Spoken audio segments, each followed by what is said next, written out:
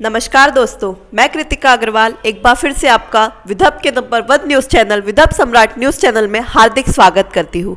आज फिर एक बार हम आपके सामने कई सारे नए मुद्दों को लेकर उपस्थित हुए हैं और हमारे साथ है राजनीतिक विश्लेषक श्री छैल बिहारी जी अग्रवाल। नमस्कार सर, विदर्भ सम्राट न्यूज़ चैनल आपका हार्दिक स्वागत करता है। धन्यवाद आपको। भारत सरकार ने देश में 5 वरिष्ठों को भारत रत्न देने की घोषणा की है, इस विषय में आपका क्या कहना है? भारत रत्न देश का सर्वोच्च नागरिक सत्कार होता है, सम्मान होता है, देना चाहिए, जो इसके लायक देना भी चाहिए। लेकिन जिस प्रकार से भारत रत्न बांटे जा रहे हैं, ये ऐसा लग रहा है कि ये भारत रत्न कम है, चुनावी रत्न ज़्यादा है। चुनाव को ध्यान में रखते हुए ये रत्न बांटे जा रहे हैं। भारत रत्न का मजाक मत बनाइए। मैं भारत सरकार से अपील करता हूँ, आपको भारत रत्न देना है दीजिए, लेकिन आप 10 साल से कहाँ थे? अभी 2 महीने बाद चुनाव है, आप समीकरण देख रहे हैं, जाति समीकरण देख रहे हैं, कौन सी जाति कहाँ फिट होती है।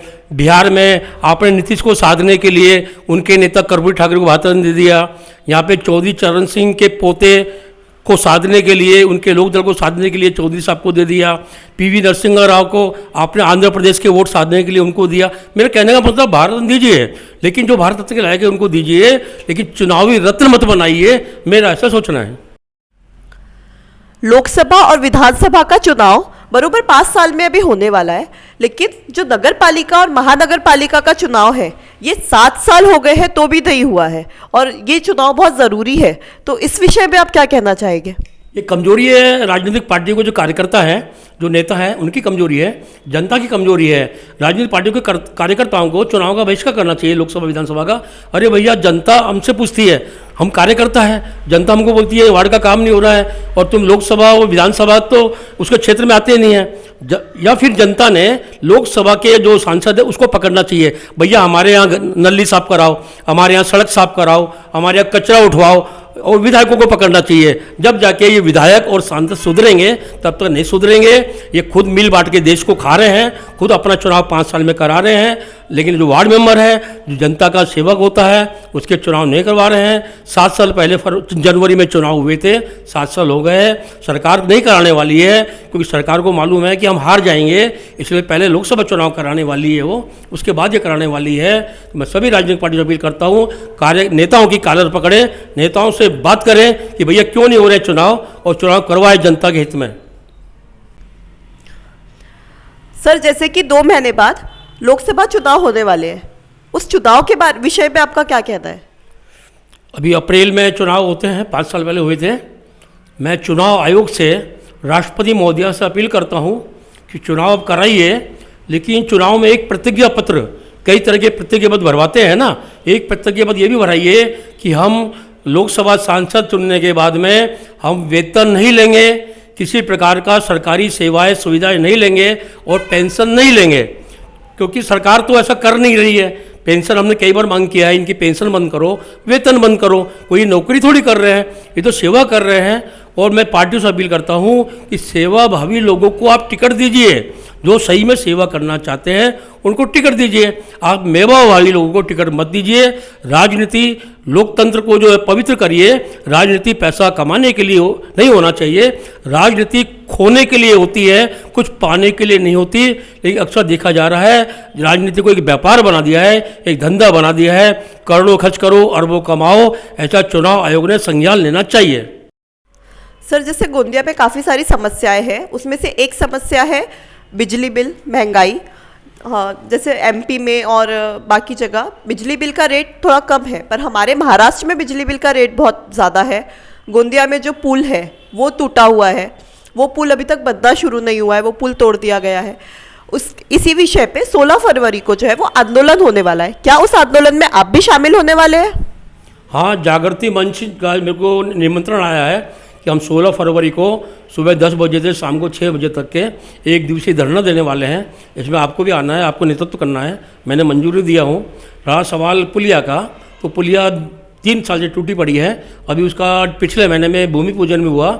हम लोगों ने आंदोलन की धमकी दिया था, तो भूमि पूजन किया नेताओं ने, लेकिन फिर वो ठंडे बस्ते में है। इसका कारण क्या है? एक ही कंपनी को उन्होंने जगह जगह काम दे दिया। इधर महाराज टोली में भूमि पूजन हुआ, वहाँ गड्ढे खोदे, वहाँ भी ऐसे ही पड़ा हुआ है, कई महीनों से देख रहा हूँ मैं। यहाँ भी भूमि पूजन हुआ, यहाँ भी कुछ नहीं हो रहा है। कुल मिला के पूरा बर्बाद हो गया है गोंदिया। ऐसा नहीं होना चाहिए, इनको पुलिया जल्दी से जल्दी निर्माण करना चाहिए।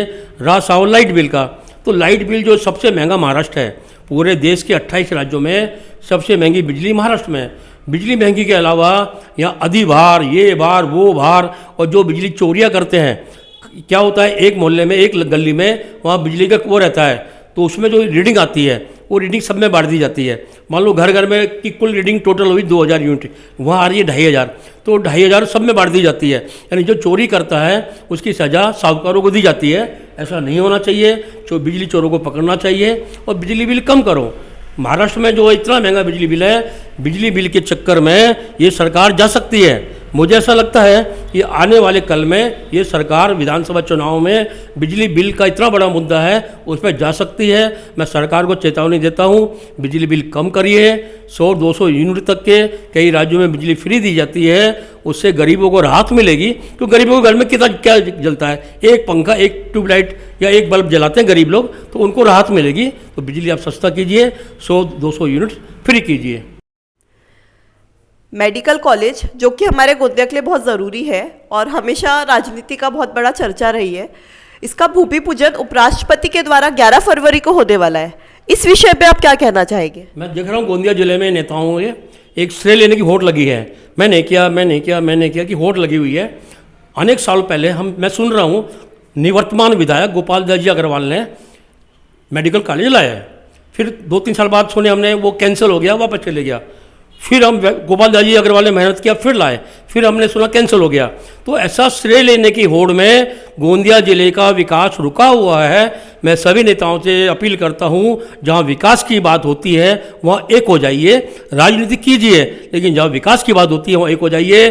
श्रेय लेने की होड़ मत करिए, क्योंकि श्रेय लेने के चक्कर में जो सही में विकास करना चाहता है वो आदमी निराश हो जाता है। ऐसा नहीं होना चाहिए। सर, जैसे देश में सारे उद्योग धंधे जो है वो ठप पड़े हैं, मजदूर मिल नहीं रहे हैं। महाराष्ट्र में, हमारे विदर्भ में स्पेशली चावल नगरी बोला जाता है, लेकिन यहाँ पे भी चावल उद्योग धंधे भी ठप पड़े हैं। तो इस विषय में आप क्या कहना चाहेंगे? सरकार की नीतियों के कारण सब हो रहा है ये, और नौसिखिए लोग जो है उद्योग मंत्री बन जाते हैं, जिनको उद्योगों के बारे में समझता नहीं। मेरी केंद्र सरकार से अपील है कि कोई ना कोई बड़े उद्योगपतियों को उद्योग मंत्री बनाए। अब जैसे नितिन गडकरी जी है, ये बहुत बड़े उद्योगपति हैं, इनको उद्योगपति बनाना, इनको उद्योग मंत्री बनाना चाहिए।